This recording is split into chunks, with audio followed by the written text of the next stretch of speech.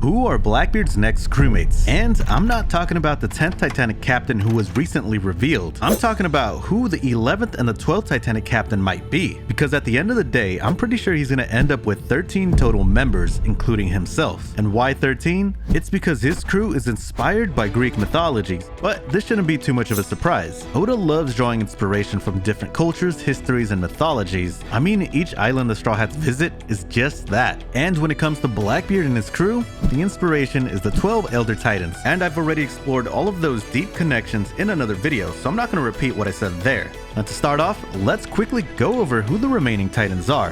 Rhea, the Titan of Fertility. Nemesis, the Titan of Memory. Phoebe, the Titan of Intellect. And Thea, the Titan of Sight and Beauty. Last time I left one of Blackbeard's crew members a more open-ended question to you guys, which is, which of those 4 Titans fit Katarina Devon the best? And to answer that, we first have to talk about the newly revealed member of Blackbeard's crew, Admiral Aokiji, or now known as Kuzan, the 10th Titanic captain. And what do we know about Kuzan?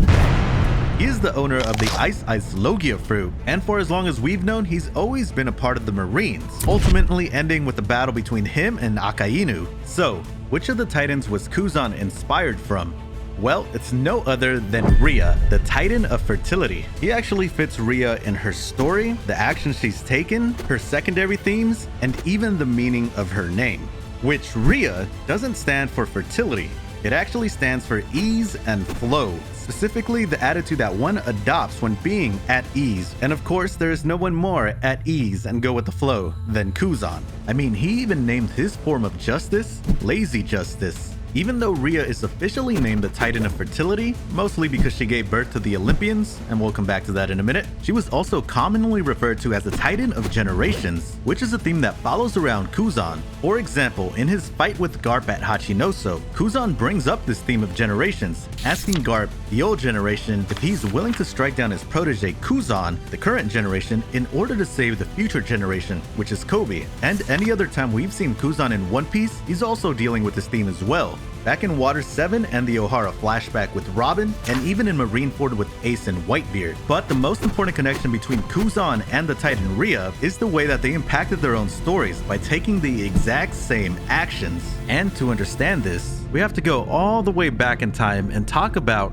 the birth of the Olympians. Cronus had defeated his own father and assumed power and became the ruler of the universe. But a prophecy that Uranus left Cronus was still looming, that someone was going to rise up and take him down, and bring the dawn to Greek mythology. So time passed, and Cronus ended up having 6 children with the Titan Rhea. But one day when he was holding his oldest daughter, he looked into her eyes and realized that his children were going to grow more powerful than him. So he did what any sane man would do, and that's eat every single one of his children, except for his youngest. Because Rhea, horrified by the atrocities she saw that were being taken place, decided to try to save her youngest child. So she planned an escape and sent him on his way to grow up, gain friends, and one day come back and challenge the world government. And Kuzan did the exact same thing with Robin. And Robin's new bounty reflects that she's actually a big threat to the world government, and she's actually the one that enables the Straw Hats to take them down eventually down the line. So both Kuzan and Rhea have betrayed their own affiliations to save a future generation. And that's the most important thing that any of these 2 characters have done in their own stories. They are literally one and the same.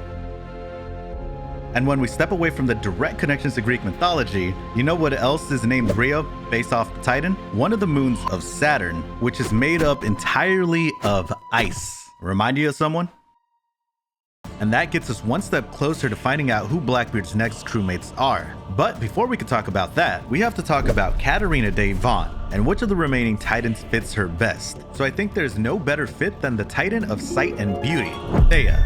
Thea was known to be the goddess from which all light proceeded, and of course without light, we can't have sight. So, Katarina being able to shapeshift by using the Nine-Tails Devil Fruit gives her indirect powers over sight. Do you know what else Thea was called? Thea of many names. Like, yeah.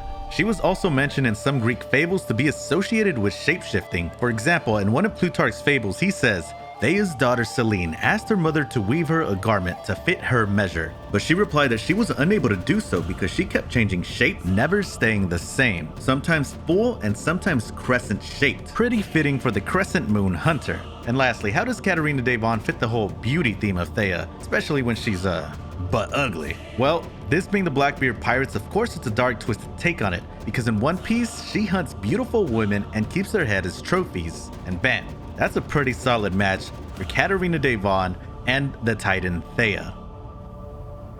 So that leaves us with two Titans left, the Titan of Memory and the Titan of Intellect. But as for who I think the Titan of Memory can be, it's pretty simple. It's Moria, previous warlord who resided over his domain of Thriller Bark, a hellscape of horror and death, as did the Titan Nemesis who resided in Hades. But in death, there is life. He is the owner of the Shadow Devil Fruit, a power which allows the user to manifest and control the shadows of others, and even being able to put them in dead bodies, creating zombies. These zombies carry the abilities and personality quirks of both the body and the shadow, and they also seem to retain some of their memories as seen with Sindri. But that's not why I think Moria is like the Titan of Memory. It's what reviving the dead does for the rest of the characters in One Piece, makes the forgotten remembered. Just as Nemesine's main role in Hades, she was in charge of a pool of water that the dead drank from. It helped the heroes of Greek mythology remember who they are, just like Moria helped the heroes of One Piece remember where they came from, through the sword god Ryuma and the continent puller Oars. But we've seen Moria attack the Blackbeard pirates, so we know he's not fond of them.